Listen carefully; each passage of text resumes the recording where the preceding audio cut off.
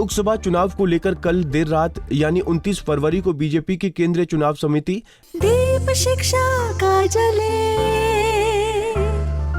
हर बच्चा स्कूल चले, हो सवेरा मिटे अंधेरा, एक नया अभियान है।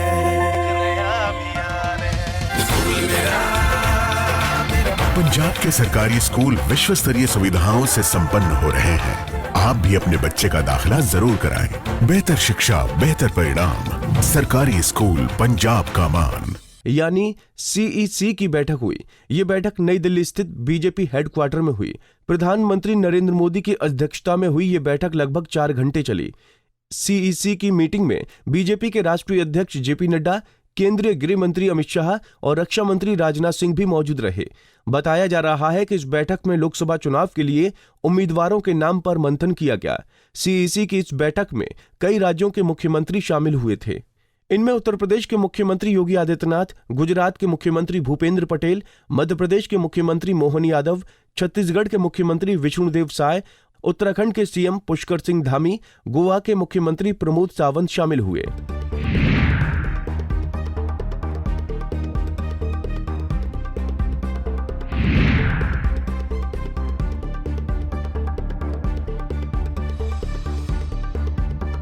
बीजेपी की केंद्रीय चुनाव समिति की बैठक खत्म होने के बाद देर रात लगभग 3:30 बजे प्रधानमंत्री नरेंद्र मोदी बीजेपी मुख्यालय से बाहर निकले। लेकिन इस मीटिंग में क्या क्या हुआ, इस बारे में बहुत कुछ जानकारी सामने नहीं आई है। लेकिन बताया जा रहा है कि कई राज्यों के मुख्यमंत्रियों और नेताओं, लोकसभा के उम्मीदवारों के नाम पर चर्चा की गई। मीटिंग में यूपी के मुख्यमंत्री योगी आदित्यनाथ के साथ भी उम्मीदवारों के नाम को लेकर चर्चा हुई। सूत्रों के अनुसार ये बताया जा रहा है कि PM मोदी फिर एक बार वाराणसी से ही चुनाव लड़ेंगे। बता दें कि उत्तर प्रदेश में 74 सीटों पर बीजेपी लड़ेगी। सहयोगी दलों को 6 सीटें मिलेंगी। RLD के लिए 2 लोकसभा सीटें, अपना दल के लिए 2 लोकसभा सीटें, सुभाषपा और निषाद पार्टी के लिए 1-1 लोकसभा सीटें बीजेपी छोड़ेगी। बृहस्पतिवार रात वाराणसी सहित करीब 50 लोकसभा सीटों पर बीजेपी ने उम्मीदवार तय कर दिए। सूत्रों के मुताबिक मथुरा की सांसद हेमा मालिनी, बरेली से संतोष गंगवार, सुल्तानपुर से मेनका गांधी, गाजियाबाद से सांसद व केंद्रीय राज्य मंत्री जनरल VK सिंह, पीलीभीत से वरुण गांधी और कानपुर नगर के सांसद सत्यदेव पचौरी की सीट पर फैसला PM मोदी के स्तर से होगा। इनमें से संतोष गंगवार, सत्यदेव पचौरी और हेमा मालिनी की उम्र करीब 75 वर्ष के दायरे में है।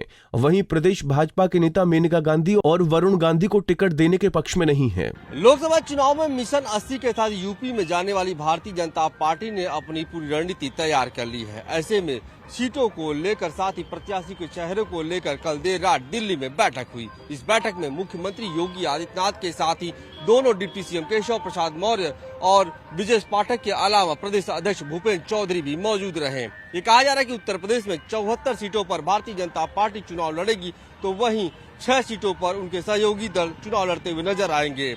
6 सीटों की अगर बात की जाए तो 2 सीट जो है वो अपना दल, इसके साथ ही 2 सीटों पर RLD और 1 सीट पर सुभाषपा और 1 सीट पर निषाद पार्टी को चुनाव लड़ाने की तैयारी की जा रही है। अब देखना होगा कि मिशन 80 के साथ मोदी की गारंटी पर जाने वाली भारतीय जनता पार्टी को उत्तर प्रदेश में कितना लाभ मिल सकता है। वीडियो जर्नलिस्ट समीर के साथ अश्विनी सिंह, पंजाब केसरी, लखनऊ। लोकसभा चुनाव से पहले बीजेपी केंद्र सरकार की ये पहली बैठक थी, जिसको लेकर ये माना जा रहा है कि इस बैठक में कई उम्मीदवारों के नाम तय हो सकते हैं। हालांकि अब सूत्रों का कहना है कि पहली लिस्ट 1 या 2 दिन में आ सकती है। बता दें कि प्रधानमंत्री नरेंद्र मोदी ने इस बार लोकसभा चुनाव में 400 पार का नारा दिया है। वहीं बीजेपी ने अकेले अपने दम पर 370 सीटें जीतने का लक्ष्य रखा है। पंजाब केसरी टीवी के लिए अश्विनी कुमार की रिपोर्ट। हमसे जुड़े रहने के लिए हमारे YouTube चैनल को सब्सक्राइब करें और नई वीडियो की नोटिफिकेशन के लिए बेल आइकॉन को दबाएं। अगर आप ये वीडियो Facebook पर देख रहे हैं तो लाइक जरूर करें और ज्यादा से ज्यादा शेयर करें। धन्यवाद।